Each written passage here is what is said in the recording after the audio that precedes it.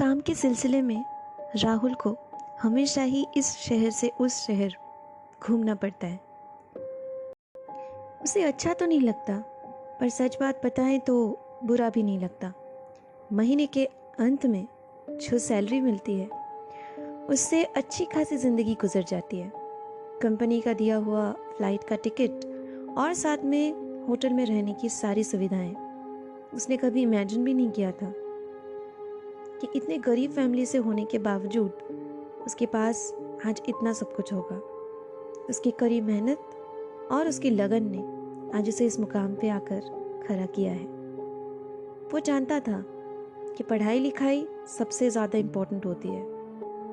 गरीबी क्या चीज़ होती है वो भी उसे पता है, इसलिए वो अपनी सैलरी से कुछ हिस्सा कुछ एनजीओज़ को भी देता है और कुछ वृद्धाश्रम को भी। राहुल के इसी स्वभाव से उसकी गर्लफ्रेंड भी उस पर बहुत नाज करती थी, लेकिन गुस्सा भी बहुत होती थी क्योंकि राहुल एक जगह टिकता ही नहीं था। कॉल करना तो दूर की बात, 2-3 दिन में शायद एक मैसेज जाता था राहुल की तरफ से निशा के लिए। निशा उसकी गर्लफ्रेंड। इस बार उसे काम के सिलसिले में महाराष्ट्र जाना पड़ा। महाराष्ट्र में इस बार क्या काम था वो खुद भी नहीं जानता था। बस इतना जानता था कि उसके पास एक पार्सल है, उसे कहीं तक पहुंचाना है और साथ में कोई आने वाला है जो उसे होटल में मिलने वाला है। और मिलने के बाद थोड़ी बहुत मीटिंग होगी, कुछ और जगह जानी होगी। बस 3-4 दिनों की काम है।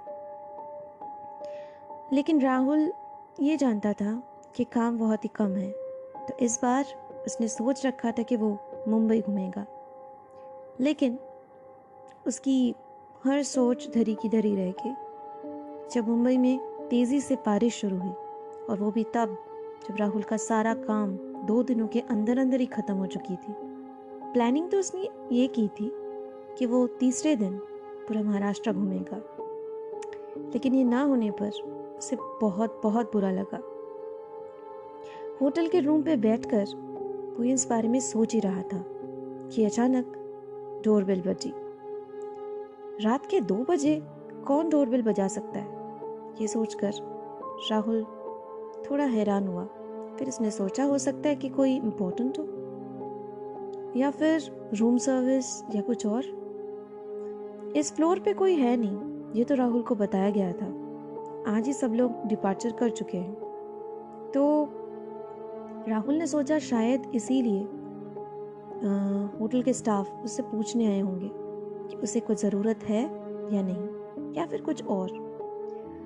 वो जल्दी जल्दी दरवाजे की तरफ गया और बिना देखे ही उसने दरवाज़ा खोल दिया। बाहर उसे कोई नहीं दिखा, लेकिन अचानक उसकी नज़र दरवाज़ा बंद करते वक्त कोने में बैठी एक औरत की तरफ पड़ी। एक औरत जो ठीक उसके दरवाजे के करीब बैठी हुई थी, जमीन पर बैठी हुई औरत। थोड़ा तो राहुल सोच में पड़ गया कि कौन है। ठीक तरह से शक्ल भी नहीं देखी जा रही थी क्योंकि वो औरत बैठ के रोए जा रही थी। राहुल ने पूछा, एक्सक्यूज मी, आप कौन हो? आपने बेल बजाई? वो औरत धीरे धीरे अपना सर ऊपर करती है और राहुल की तरफ देखकर अपनी रोती हुई आंखों से बस कुछ कहने की कोशिश करती है, लेकिन बोलती नहीं। राहुल दोबारा पूछता है, जी आप रो क्यों रहे हो? कुछ हुआ है तो आप बता सकते हो, कहिए। वो औरत बोलती है, मैं इस होटल में अपनी बच्ची के साथ आई हूँ। मेरे पति भी आए हैं, लेकिन बात यह है कि वो हम दोनों को मार डालना चाहते हैं। उनको बेटी पसंद नहीं। आप अगर मेरी छोटी सी आशु को अपने कमरे में आज रात के लिए रख दे तो बड़ी मेहरबानी होगी। जी? प्लीज़ मेरी मदद कर दीजिए। राहुल ने कहा, लेकिन आप होटल के स्टाफ को क्यों नहीं बताते? नहीं नहीं, मेरे पति बहुत पावरफुल है, उनके पास बहुत पैसे हैं, वो सबको मना लेंगे या कुछ और हो जाएगा, फिर किसी और होटल में ले जाकर हम दोनों को वैसे ही मार डालेंगे। आप प्लीज़ हमारी मदद कीजिए, आपका ये एहसान जिंदगी भर नहीं भूलूंगी। राहुल ने कहा, ठीक है, कहाँ है आपकी बच्ची? अभी लाती हूँ उसे, आप यहीं रुकिएगा। हाँ, बोलकर वो औरत भाग गई। राहुल देखता रह गया जब वो औरत दौड़ रही थी। उसने ये नोटिस किया कि शायद उसके पैर में भी जख्म है। कैसे कैसे लोग होते हैं इस दुनिया में। बेचारी बहुत अकेली है। लेकिन राहुल ने सोचा, सिर्फ बच्ची ही क्यों, उसे तो इस औरत को भी जगह देनी चाहिए।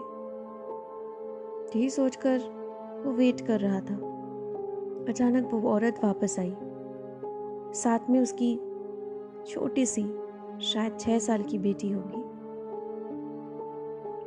राहुल के सामने आकर खड़ी हो गई।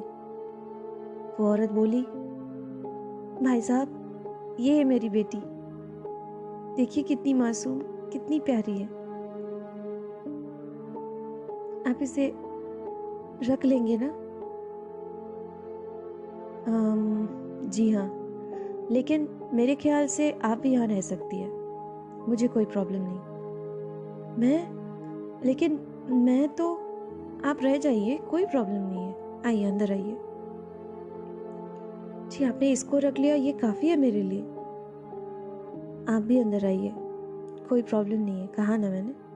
अपने भाई कहा है तो बहन मान ही चुकी है अपने आप को, अंदर आ जाइए।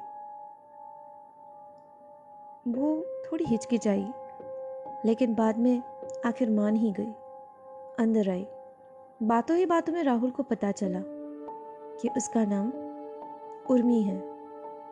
वेस्ट बंगाल की एक बहुत ही रिच फैमिली से बिलोंग करती थी।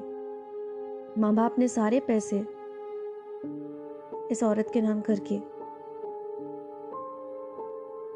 उसकी शादी उसके पति से करवाई।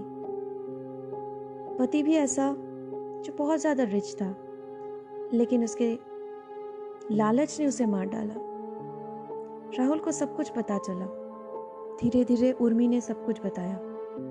उसने यहाँ तक के कहा कि आशु के पैदा होने से पहले सब कुछ पैसों के ऊपर से ही जाता था, लेकिन जब आशु पैदा हुई तब से लेकर आज तक उर्मी को बहुत मारा पीटा जाता था। उसके ससुराल वाले, उसके पति, हर कोई उसे पीटता रहता था, मारता रहता था। ये सब बातें सुनने के बाद राहुल ने बस एक बात कही, आप डरिए मत, आपकी जिम्मेदारी हमारी। मैं वैसे कुछ एनजीओज को जानता हूँ, अगर आप चाहो तो वहाँ रुक सकते हो या फिर अपने घर जा सकते हो, उसका भी आपके लिए बंदोबस्त कर सकता हूँ। उर्मी बोल उठी, नहीं भाई साहब, आपने जो किया है वो काफ़ी है मेरे लिए, आगे करने की कोई ज़रूरत नहीं। बस मेरी बच्ची के लिए कुछ अगर कर सके तो वो काफ़ी होगा मेरे लिए। आपके बच्ची के लिए आप तो उसके साथ भी रह सकते हो। काश ऐसा हो पाता। जी जी, आप नहीं समझोगे, वैसे आप बहुत नेक काम करते हो। अगर मेरी बच्ची को पढ़ाई लिखाई अच्छे से आई ना, तो पहले वो शादी नहीं करेगी, पढ़ लिख कर कुछ बन जाएगी, ताकि उसे मेरी तरह इस तरह जूझना ना पड़े। राहुल बोल उठा, लेकिन आपके पति के बारे में आपको पुलिस में एफआईआर केस करनी चाहिए, उसके खिलाफ। उर्मी बोली, नहीं, अब उसकी कोई जरूरत नहीं पड़ेगी। जी, छोड़िए ये सब बात, आप सो जाइए। बस मेरी बच्ची आपकी जिम्मेदारी है, ये अगर आप मान ले तो बड़ी मेहरबानी होगी भाई साहब। राहुल ने कहा, आप बिल्कुल निश्चिंत रहिए उर्मी जी, मैं आपके और आपके बेटी के लिए जरूर कुछ करूंगा। जी। राहुल उर्मी को अपने बिस्तर पे सोने के लिए कह के खुद सोफे में जाके सो पड़ा और फिर सोचता ही रह गया, और कितने जुल्म होंगे लड़कियों के ऊपर। सेलिब्रेशंस तो आज भी होती है, daughter's day, mother's day, sister's day, पता नहीं कौन कौन सा दिन। नवरात्रि भी मनाते हैं, दुर्गा पूजा, देवी की आराधना, बहुत कुछ किया जाता है। लेकिन आखिर में बात वही जाकर रुक जाती है जहाँ से सैकड़ों साल पहले भी होता और आज भी होता है।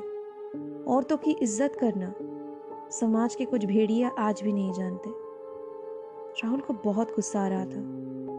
उर्मी ने कहा तो था कि उसके पति के खिलाफ कुछ नहीं करना है, लेकिन राहुल ने सोचा कि थोड़ा वक्त जाने के बाद वो जरूर इसके खिलाफ कुछ करेगा।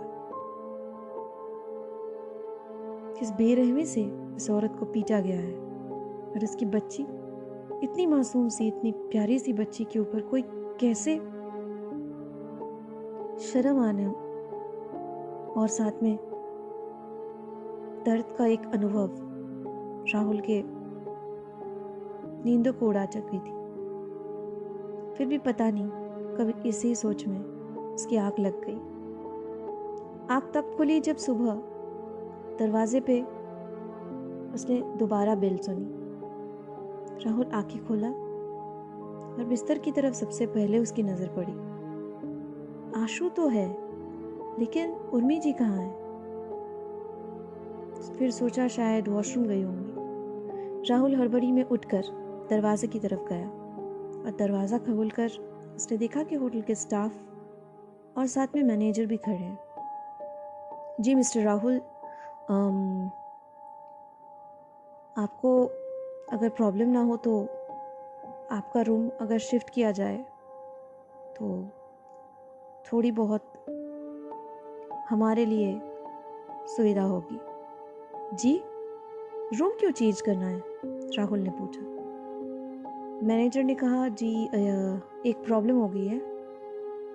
कल रात आपके इसी फ्लोर पे, वो जो आखिरी रूम है, वहाँ पे 2 मर्डर्स हुए। क्या? हाँ, एक कपल, उनकी मौत हो चुकी है, उनकी बेटी भी मिसिंग है। जी कुछ समझा नहीं मैं। जी एक हस्बैंड वाइफ आए थे वेस्ट बंगाल से, कोलकाता से, यहाँ पे रुके थे। लग तो रहा है पुलिस के आने के बाद कि औरत को बेरहमी से पीटा गया है। उसके पैरों में और सर पे बहुत बड़ा घाव है, और जो पति है उसको शायद हार्ट अटैक हुआ है, डर के मारे या फिर कुछ और। लेकिन उनकी 6 साल की बेटी अभी भी गायब है। पुलिस पूछताछ कर रही है, अगर खबर मिल जाए तो। 6 साल की बेटी? राहुल चौंक पड़ा। उसने कहा, जी आप उन दोनों का नाम बता सकते हो? मैनेजर बोलता रहा। उन्होंने कहा, हाँ बिल्कुल, मिस्टर विनोद मुखर्जी और उनकी पत्नी मिसेस उर्मी मुखर्जी, और जो 6 साल की बेटी है उसका नाम शायद आशु है। राहुल के होश उड़ गए। वो मैनेजर की तरफ अजीब तरीके से देखता रह गया। 2 या 3 मिनट बाद जब मैनेजर ने पूछा, आप ठीक तो हैं? राहुल ने दरवाज़ा पूरी तरह से खोला और बिस्तर पे पड़ी हुई आशु की तरफ इशारा करके कहा, कल रात 2 बजे उर्मी जी मेरे दरवाजे के सामने बैठी हुई थी। उन्होंने ही अपनी बच्ची को मुझे सौंपने के लिए वापस यहीं पे आई थी और उसके बाद पूरी रात वो यहीं पे थी, मेरे कमरे में बिस्तर पे वो और उनकी बेटी सोई हुई थी और मैं सोफे पर। ये सब आप क्या कह रहे हो? राहुल ने कहा, ये सब कुछ हो चुका है, लेकिन उनकी मौत तो पुलिस के हिसाब से शायद रात के 1 बजे के करीब हुआ है। पूरी रात वो आपके यहाँ कैसे हो सकती है? मुझे खुद नहीं पता। इतना बोलकर राहुल चुप हो गया। केस बहुत दूर तक चली। आखिर उर्मी को इंसाफ मिला। पति को तो वो खुद अपने किए की सजा दे चुकी थी, लेकिन बाकियों को सजा देने में राहुल ने बहुत मदद की। आज आशु किसी और एनजीओज में नहीं या फिर कोई अनाथ आश्रम में नहीं, राहुल के साथ ही रहती है। अपनी बहन की बेटी मानकर राहुल आज भी उसकी परवरिश कर रहा है और कोशिश कर रहा है ताकि आशु वो सब कुछ फेस ना करे जो उर्मी ने की है। पर राहुल अभी भी जानता है, जब भी वो महाराष्ट्र में जाता है उस होटल में, तो मैनेजर बोलता है, आपको पता है राहुल जी, अभी भी रात के 2 बजे वो आपके दरवाजे के सामने खड़ी होती है, जिस कमरे में आप रुके हुए थे। बेल बजाती है और वहां पे लग रहे जो लोग होते हैं दरवाजा खोलकर उर्मी जी को देख पाती है। आज भी वो रिक्वेस्ट करती है, शायद वो यहीं पे इंतजार करती है अपने इंसाफ की या आपकी।